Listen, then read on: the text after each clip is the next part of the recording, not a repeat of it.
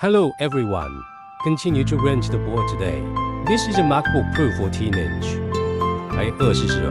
You need to remove the 3-piece wrench set in advance.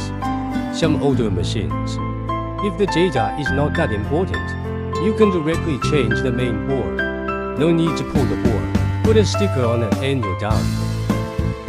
Remove the edge glue first. Otherwise, you can be sure to take it off completely.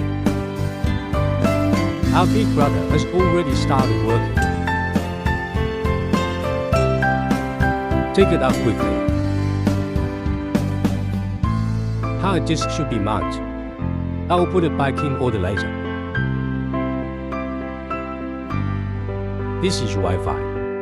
It's all matched.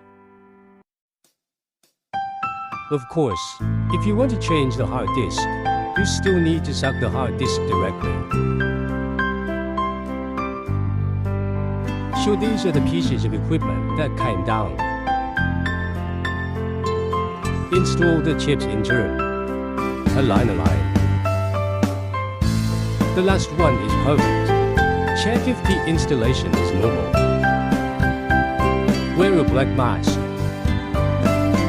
Put normal. The picture is normal.